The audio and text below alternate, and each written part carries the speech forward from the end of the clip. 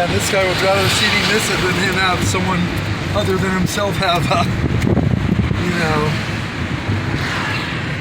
record of it. Amazing, huh? He could experience it through me, but he'd rather not because it's not him. It'll never be him. He'll never be allowed here.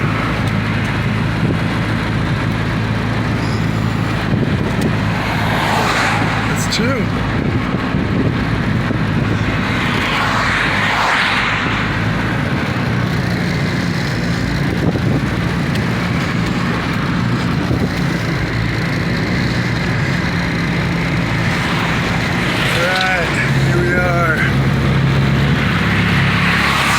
Heading down Anaheim Street, Wilmington, the industrial side, leaving Long Beach.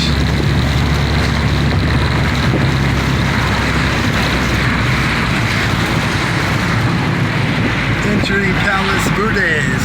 There we are over on this side of town. A lot going on this earth, a little more than our earth. Shit is going down here. They're doing a lot of good things here. This is a good place.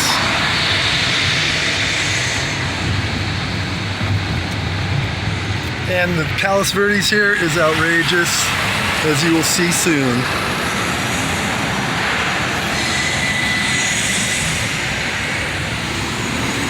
You know, on this earth, they're doing a lot of work. They're doing a lot of, better things. There's no nuclear stuff going on. That I see. I mean, it's all mainly electrical. It's a big earth. The plants are really healthy here. They're moving forward, you know what I mean, in the right way. And it's a safe earth.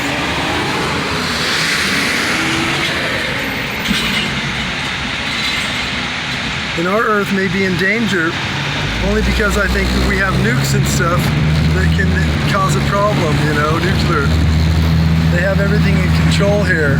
You may have more power lines and stuff, but what do you want? More power lines or risk of nuclear,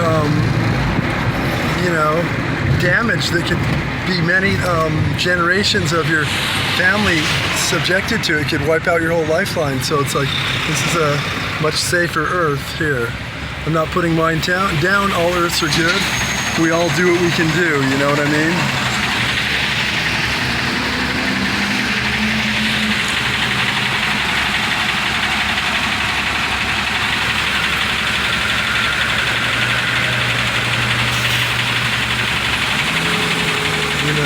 We do the best we can at all earths.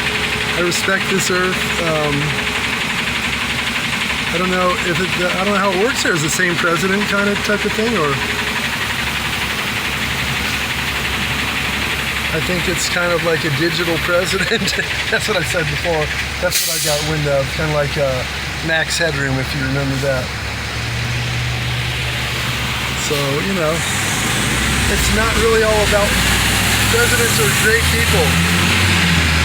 It's about everybody, Everybody doing their input, doing the best they can.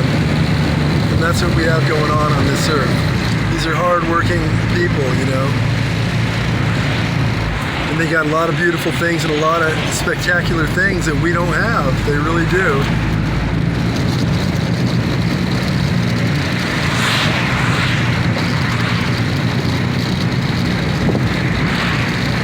And to me, I feel very honored to be able to be a part of this, I really do, and I thank everyone who has helped me. I thank you 100%, and I think it's a great thing,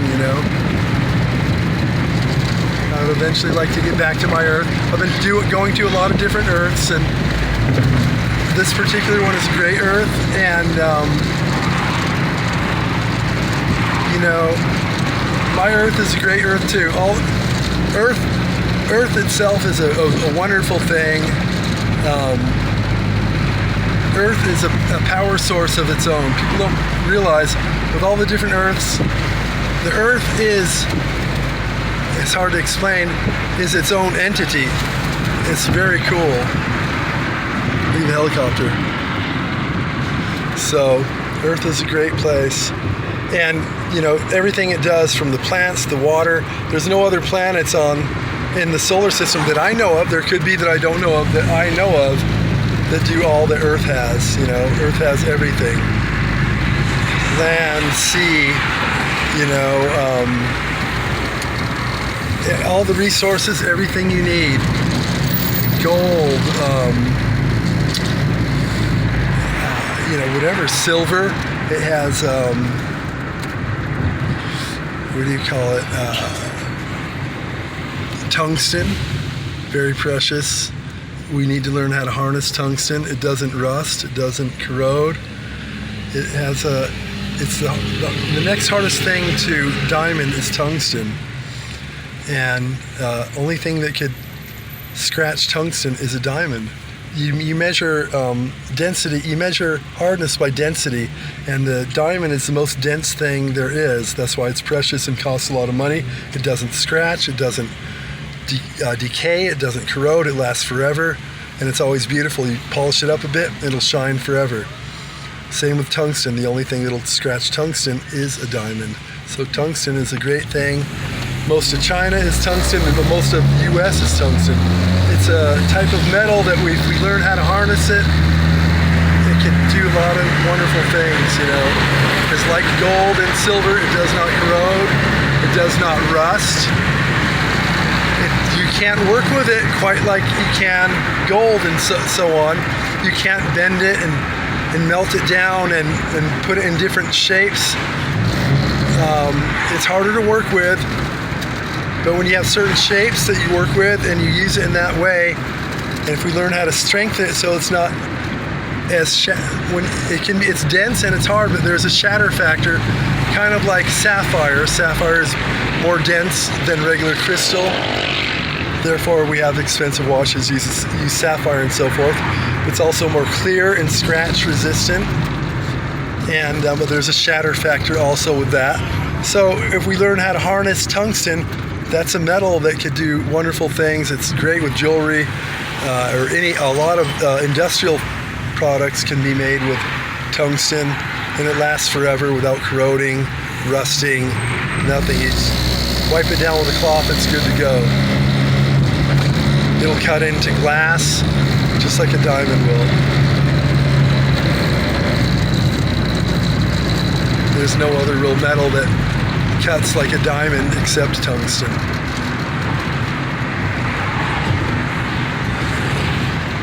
And tungsten is like chrome, so you can have chrome, black chrome, that type of look with tungsten. And it's one of the metals that we, you know, people haven't really got hip to and worked with enough to learn how to harness what it has to offer. And once that is established, maybe the more modern Earths out there that are far ahead of these Earths that are millions of years ahead, those guys probably have it down, but they're, you know, it's a different, you know, I really don't know. I'm sure they do, yeah. But it's something that like this Earth and so on may want to work on and check out. Is tungsten, you know, like my ring I have on right here. I have a tungsten necklace also. It'll carve into glass. It never corrodes, never shatters. It never gets a scratch. Emergency rooms, when you get in an accident, they'll cut your rings off, gold and so on. They'll cut them off with bolt cutters. They ran into people with tungsten rings. They don't know what to do because they can't cut through it. You can't cut through it. It's too hard. It's dense like a diamond. The only thing denser is a diamond. Only thing harder than tungsten is a diamond. And you measure hardness by density. Only thing more dense than tungsten is a diamond. And so what they developed for tungsten to get them off, to get the tungsten jewelry off people that have it on their wrists, or you know, wherever they may have it on their finger, wrist, etc. Because they ran into they can't cut it off. They don't know what it is. They're wondering what's going on. But like if you have, say, vice grips, clamp it, and you can have it stop at a certain distance on each end of the tip of each part of the vice grip, so to speak, a tool like that with a diamond tip, and you clamp it onto the tungsten metal and you squeeze, and there's a shatter factor, so the diamond cuts into it and boom, it'll shatter it right off your wrist or your finger. That's how you get through tungsten. You can't cut through it. That's the problem they've had. So they've developed a new tool in emergency rooms to address tungsten. Most emergency rooms to this day, I believe, have it.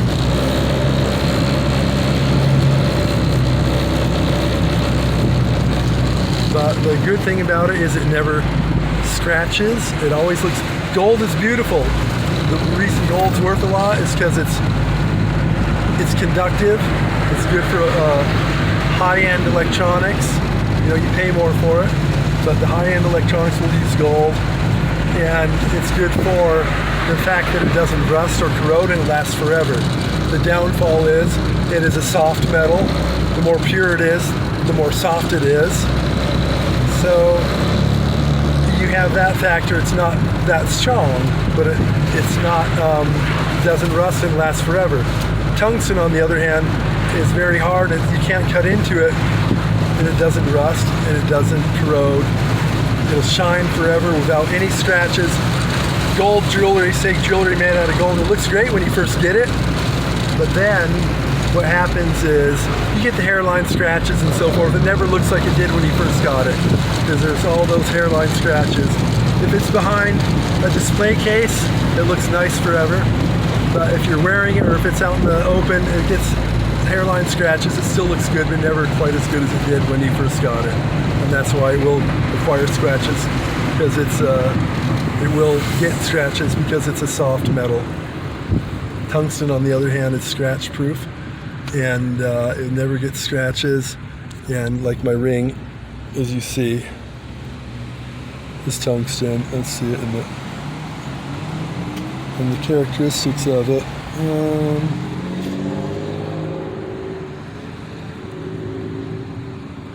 It shines. Mine's not really polished up much, but if I wipe it down, it polishes nice and doesn't scratch, doesn't corrode, lasts forever. I could hit, in an emergency situation, bulletproof glass, certain glass you can't break through. I could strike it hard with my fist and it'll shatter the glass. One blast with my fist, like a diamond would, same thing. So it's good for emergencies too. If you're locked in somewhere, you can't break through the glass, you break out your tungsten ring or a diamond, a ring that's solid with a good sturdy diamond in it, that'll break through the glass. Or if you're in your car and you're trapped in your car and you need to get out, they have emergency tools that break the glass. If you don't have that, you just punch it with your tungsten ring, it'll shatter the glass immediately.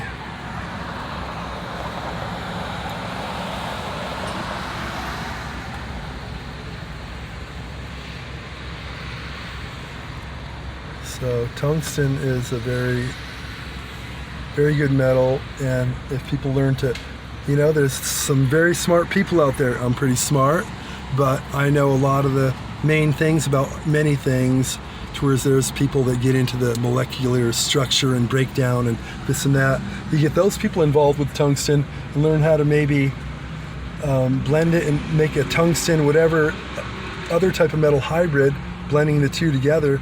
You may develop a different style of tungsten that has all the properties of tungsten that's easier to work with. Tungsten is hard to work with because you can't bend it.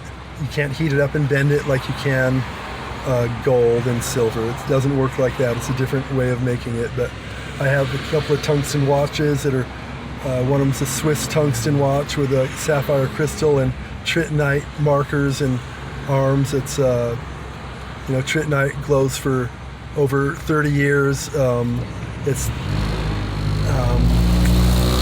radioactive, small radioactive glass tubes with color in it, and you have to have a special license to sell it. That's why it's not too popular to buy tritonite. They put it on gun sights and so on. The military has it in gun sights and so forth.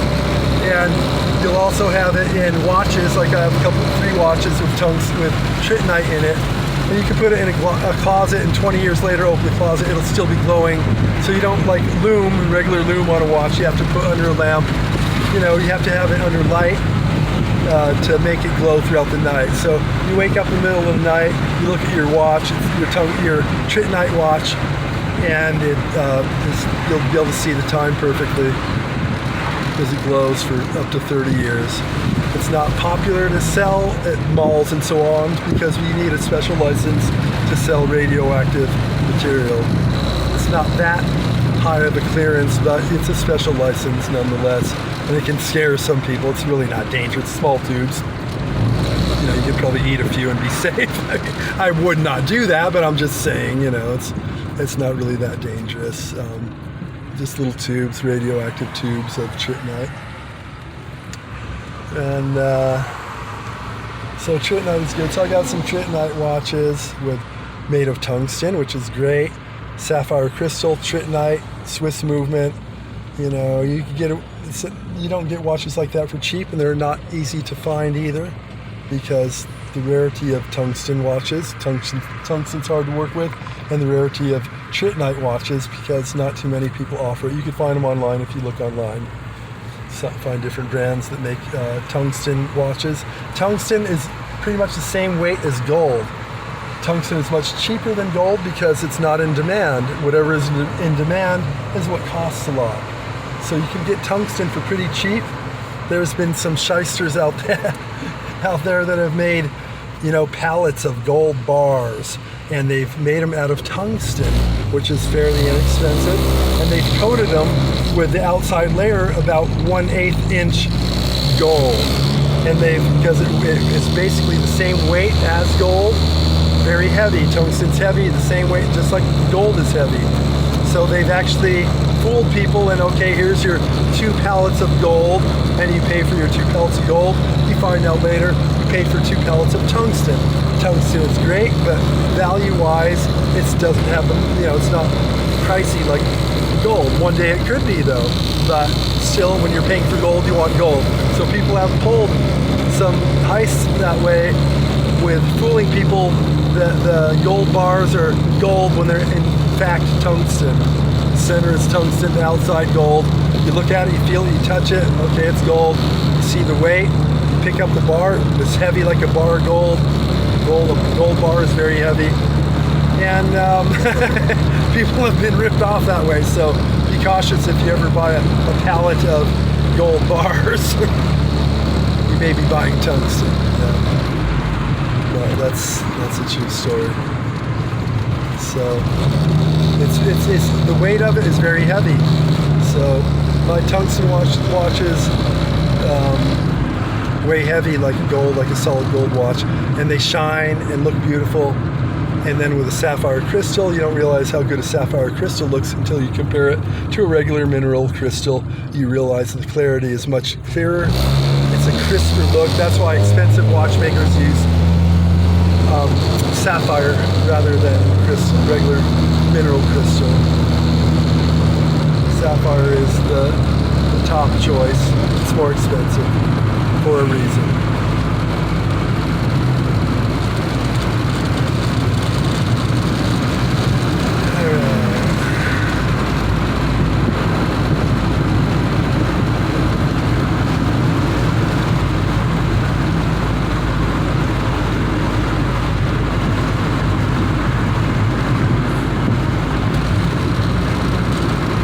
So to have a Swiss movement watch with a sapphire crystal, Trittonite markers and hands, and a tungsten, body case, that's a nice watch. You could get one for $3,000 or more. That's what it's going to cost you for a watch like that. But well worth it if you like watches. I like automatic watches myself. Digital, obviously. Quartz watches are way more precise. Swiss movement is pretty precise, but it's not going to be perfect like quartz. All watches used to be mechanical watches. An automatic watch is basically a mechanical watch with automatic winding. It's just a winding mechanism attached to a mechanical watch. Mechanical watches, to be a watchmaker, you have to be precise. In the old days, it's a real art and a real talent. And it's a lot of things going on within a watch to create time. You have to be precise. Japanese were very good at it, so Japanese movement is very good. It's not fine-tuned like a Swiss movement. So Swiss is the very best. But you can get Japanese movement for fairly cheap. Seiko would be your Japanese movement. Seiko makes a good automatic or mechanical movement. So once again, an automatic watch is a mechanical watch with automatic winding feature. And all watches, like Timex and everything, when I was a kid, my watches were all mechanical watches.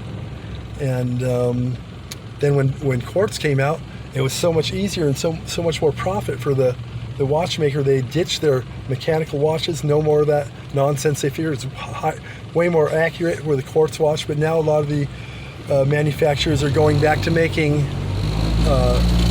mechanical movement and automatic movement watches, because there is something special about it. You have a lot of movement within a little case, making that time. It's not precise like a quartz. Quartz is precise, So, but on the other hand, when you wear an automatic watch, if you're on vacation somewhere in some foreign country, wherever you may be, and I've been all around the world myself, and when you're on vacation, and your watch happens to run out of batteries, you're not going to know, shit, what time, where do I get a battery, like that. It's like an automatic watch is always going to work, You're going to look down, it's always going to have the time,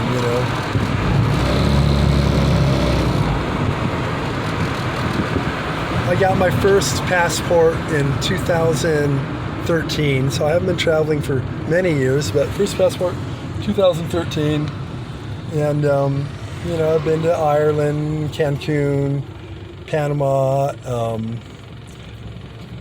Puerto Vallarta, Cabo, San Lucas, different parts of Mexico and Ireland and Jamaica, and the sunken city of Atlantis, been out to the Bahamas and that way, and so forth. But to have a watch that isn't going to one day, you look at it, oh shit, what time, oh, stop, because your battery ran out. With an automatic watch, as long as it's on your hand, it's always going to keep time. It might be off about 6 seconds or so per month. That's really not that bad, And you can get a Japanese movement for fairly cheap, which is not a bad movement if you don't want to spend the money like a Swiss movement. And you can actually get your Japanese movement is made and put in the watches and shipped out and not fine-tuned.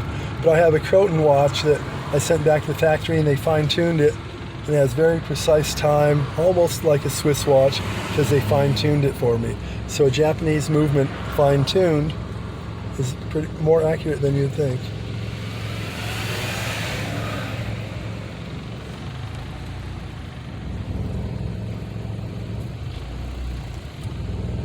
So, sure, Sean Penn played me in Fast Times at Ridgemont High, Jeff Spicoli, hey dude, let's party. That was my childhood. I'm not like that now. They captured a small part of my childhood. Cameron Kraut posed as a student at Redondo High School and used me as a subject for Jeff Spicoli. But I'm not like that now. I'm actually a pretty smart guy. I was always the smartest in my class, and then I got older and certain things happened, but in the 4th grade I'd win every spelling bee. The girl, I was always up against Wainima. She's an Indian girl. She's super smart, MGM class. Her mom was pushing her and she's, super genius. I was too, but I didn't have parents pushing me, just naturally smart. I always won all the spelling bees. And then her mom marched in like, why is this regular kid here winning all the spelling bees? My Wainima should win it. And I remember when she came in, the mom, and was furious and had a talk with the teacher. From that day on, I never won another spelling bee.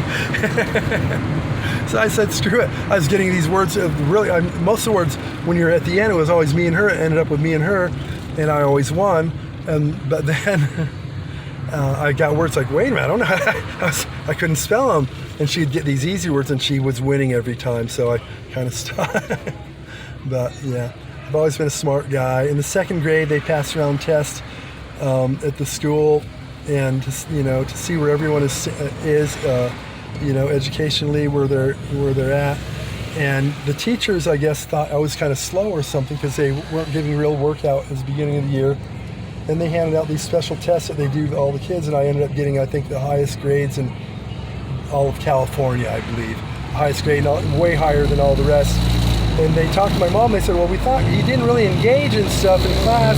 We thought maybe he had some learning problems. Later in life, I was too loud. I engaged too much, you know. But as a young kid, I didn't engage enough, I guess they thought, because I was kind of shy. I'm a sensitive guy. And they found out I had the highest grades. And they talked to my mom. They said, you know, man, we passed around these tests. We were amazed that he actually had the highest grades ever. And we don't know.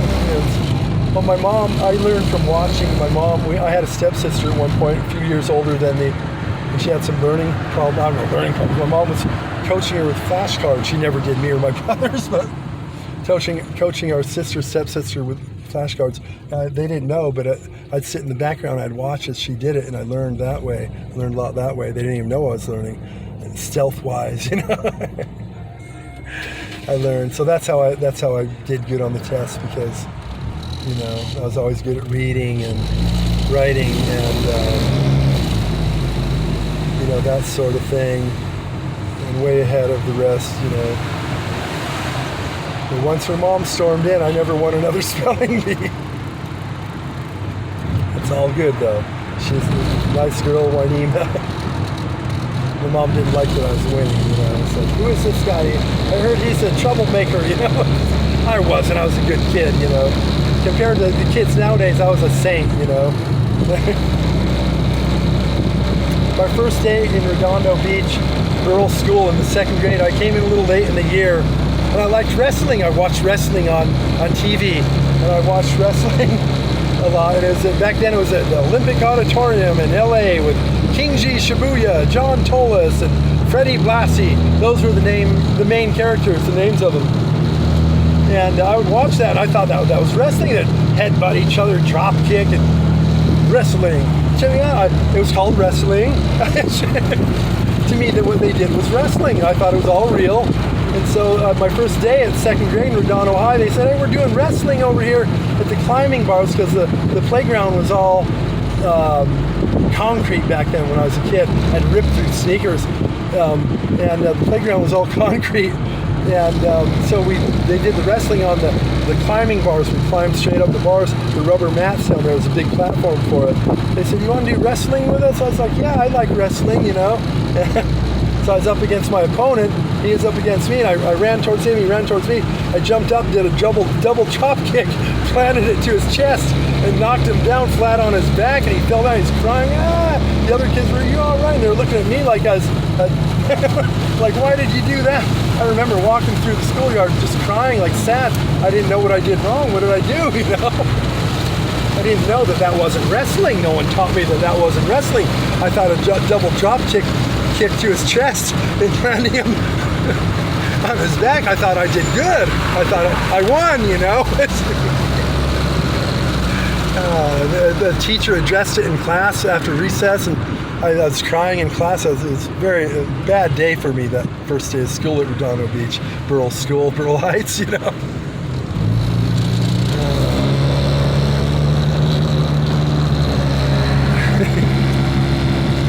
And I remember the Peter Max shoes came out. They had the big mouth on the front. They're colorful and red shoes. And I was at Jalama Mall, and I told my mom, I want these shoes. And my mom bought them for me. They're like, back then, probably like $60. Probably be like spending $150 now or $170 now. You know? She bought them for me, and they looked really cool. Big face on the side where the rubber is around the edge, and all the wild colors and paintings all around them. Peter Max artist shoes, and they were and my mom bought them for me, and I basically I was like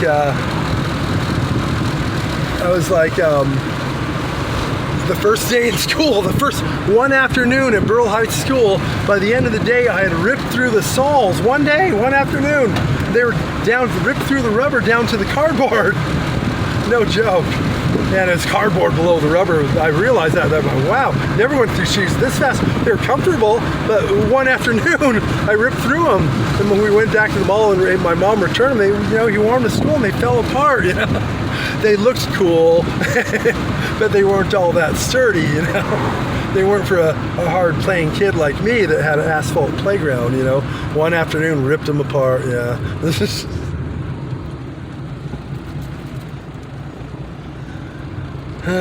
So there went my shoes, you know. Okay, we're gonna be entering Palos Verdes, so I'm gonna end this and start a new one.